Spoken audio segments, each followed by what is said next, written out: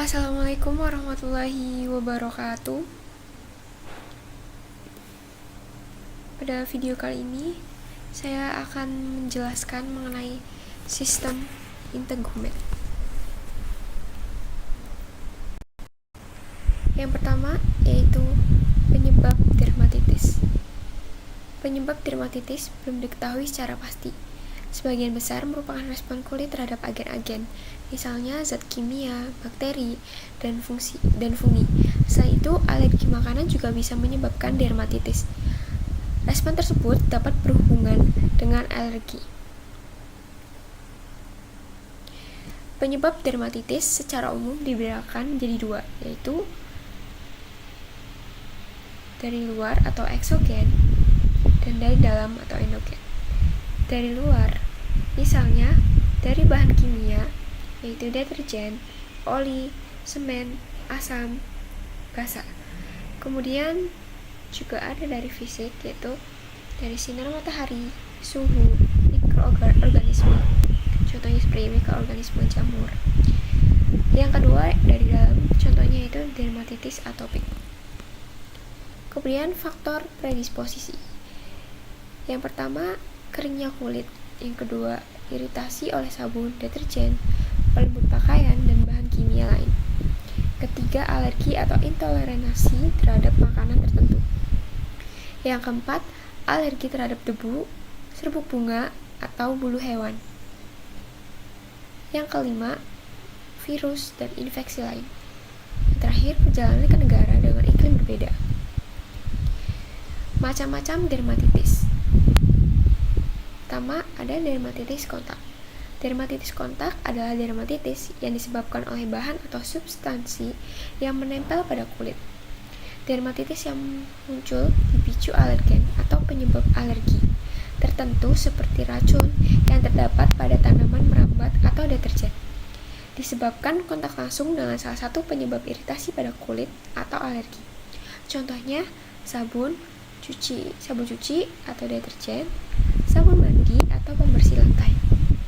Alergennya bisa berupa karet, logam, perhiasan, parfum, kosmetik, atau rumput. Ada 4 bentuk dermatitis kontak, yaitu yang pertama, ada dermatitis kontak iritan. Dermatitis kontak iritan adalah dermatitis yang terjadi akibat kontak dengan bahan secara kimiawi atau fisik merusak kulit tanpa dasar imunologi. Terjadi sesudah kontak pertama dengan iritan atau kontak ulang dengan iritan ringan selama waktu yang lama. Dermatitis ini terjadi karena dipengaruhi oleh ukuran molekul, daya larut, konsentrasi bahannya tersebut, lama kontak, kekerapan, gesekan, dan trauma fisik, suhu, serta kelembaban.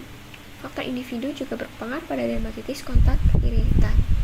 Misalnya, perbedaan ketebalan kulit di berbagai tempat menyebabkan perbedaan permeabilitas. Usia, anak di bawah umur 8 tahun lebih mudah teriritasi.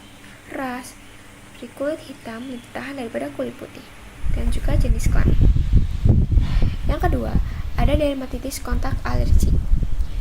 Dermatitis kontak alergik atau alergik merupakan reaksi hipersensitivitas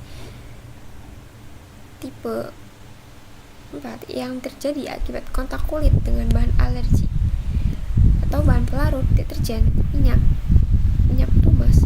Tipe ini memiliki periode sensitisasi 10-14 hari.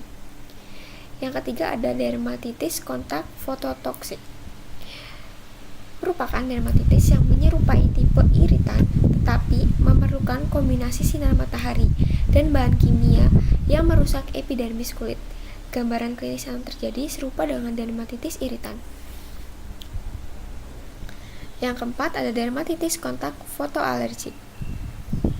Dermatitis kontak fotoalergik menyerupai dermatitis alergi tetapi memerlukan pajanan cahaya di samping kontak alergen untuk menimbulkan reaktivitas imunologi. Gambaran klinis serupa dengan dermatitis iritan. Kemudian ada dermatitis apotik. Dermatitis apotik adalah keadaan peradangan kulit kronis dan residif disertai gatal, dan umumnya sering terjadi selama masa bayi dan anak-anak. Sering berhubungan dengan peningkatan kadar IgE dalam serum dan riwayat atopi pada keluarga atau penderita. Kelainan kulit berupa papul gatal yang kemudian mengalami ekskoriasi dan likenifikasi, tempatnya di lipatan atau fleksural. Kemudian ada dermatitis statis. Dermatitis statis merupakan dermatitis sekunder akibat insufiensi kronik vena atau hipertensi vena, tungkai bawah, yang muncul dengan adanya varises, menyebabkan pergelangan kaki dan tulang kering berubah warna menjadi memerah atau coklat, menebal, dan gatal. Dermatitis muncul ketika adanya akumulasi cairan di bawah jaringan kulit. Varises dan kondisi kronis lain pada kaki juga menjadi penyebabnya. Kemudian ada dermatitis seboroik. Dermatitis seboroik merupakan golongan kelainan kulit yang didasari oleh faktor konstitusi, hormon, kebiasaan buruk, dan bila dijumpai pada muka dan aksila akan sulit dibedakan. Pada muka terdapat di sekitar leher, alis, mata, dan di belakang telinga. Kulit terasa berminyak dan licin, melepuhnya sisi-sisi dari hidung, antara kedua alis, belakang telinga, serta dada bagian atas. Dermatitis medikamentosa adalah kelainan hipersensitivitas tipe 1, merupakan istilah yang digunakan untuk ruang kulit karena pemakaian internal obat-obatan atau medikasi tertentu. Pada umumnya, reaksi obat timbul mendadak. Ruam dapat disertai dengan gejala sistemik atau menyeluruh. Kemudian ada neurodermatitis, merupakan peradangan kulit kronis, gatal, circumstrip, ditandai dengan kulit tebal, dan garis kulit tampak lebih menonjol atau likenifikasi, menyerupai kulit batang kayu, akibat garukan atau gosokan yang berulang-ulang karena berbagai rangsangan pruritogenik. Neurodermatitis timbul karena goresan pada kulit secara berulang. Fase penyembuhan luka. Menurut Wijaya 2018, fase penyembuhan luka adalah sebagai berikut. Yang pertama, ada fase inflamasi. Fase inflamasi dimulai dari awal cedera, berakhir sampai 3 hari, dan maksimal dapat terjadi sampai 5 hari. Tahapan dalam fase ini yaitu fase hemotosis dan fagositosis. Sebagai hasil adanya suatu konstriksi pembuluh darah, berakibat terjadinya pembekuan darah untuk menutupi luka. Diikuti vasodilatasi menyebabkan peningkatan aliran ke daerah luka yang dibatasi oleh sel darah putih untuk menyerang luka dan menghancurkan bakteri debris. Lebih kurang 24 jam setelah luka, sebagian besar sel fagosit atau makrofag masuk ke daerah luka dan mengeluarkan faktor angiogenesis yang merangsang pembentukan anak epitel pada akhir penyembuhan luka sehingga pembentukan kembali dapat terjadi. Yang kedua ada fase proliferasi. Fase proliferasi dimulai pada hari 3 atau ke-4, berakhir pada hari ke-21. Tahapan proliferasi sangat dipengaruhi oleh keberadaan sel fibrosis yang akan menyintesis kolagen sebagai bahan dasar membentuk jaringan granulasi. Lapisan dermis yang banyak terdapat sel fibroblast akan mempercepat proses penyembuhan luka, sehingga pada tahapan ini tidak boleh diganggu atau dihambat oleh teknik perawatan luka yang tidak tepat seperti penggunaan cairan cuci luka. Serabut fibrin yang mulai berkurang dengan proses fibrinolisis dan adanya kolagen akan membentuk kapiler baru atau angiogenesis dari tunas endotel dan membentuk jaringan granulasi. Yang ketiga ada fase maturasi atau remodeling. Fase remodeling merupakan fase terlama dari proses penyembuhan luka. Proses ini dimulai sekitar hari ke-21 hingga 1 tahun.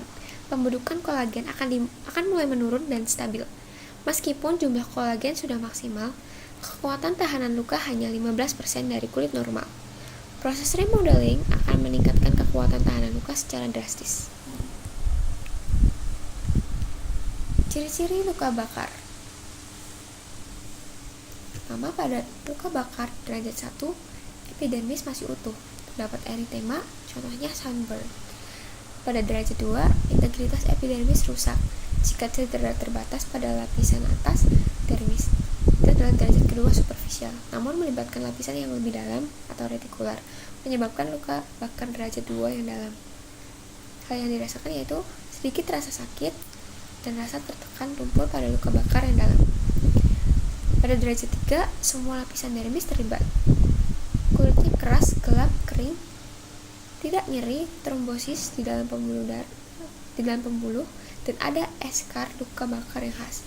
Pada derajat 4, semua lapisan kulit, jaringan lemak subkutan dan jaringan yang lebih dalam atau otot tendon terlibat dan tampak seperti karbonisasi. Macam-macam penyembuhan luka.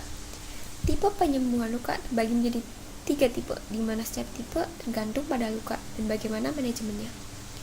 Yang pertama ada tipe primer atau primary intention healing. Tipe penyembuhan primer merupakan perbaikan jaringan tubuh dalam proses penyembuhan luka, dibantu dengan suatu alat atau bahan. Tipe ini lebih banyak terjadi pada luka pasca bedah, di mana tepi luka satu dan lainnya penyembuhannya dibantu dengan jahitan benang, surgical staples, tape atau plaster, dan lem atau gel perekat. Yang kedua ada tipe sekunder atau secondary intention healing. Tipe penyembuhan sekunder adalah perbaikan jaringan tubuh dalam penyembuhan luka tanpa alat bantuan terapi, tetapi dengan menumbuhkan jaringan baru. Granula atau granula, dasar luka sampai luka menutup. Tipe penyembuhan luka ini menggunakan berbagai balutan luka yang dapat menstimulasi pertumbuhan jaringan granulasi dari dasar luka sampai epitelisasi menutup seluruh permukaan luka. Yang ketiga ada tipe tersier.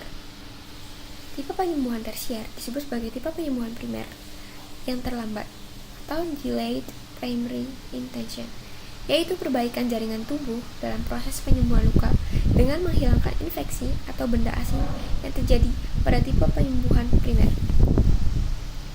Sekian yang dapat saya sampaikan, kurang lebih mohon maaf. Wassalamualaikum warahmatullahi wabarakatuh.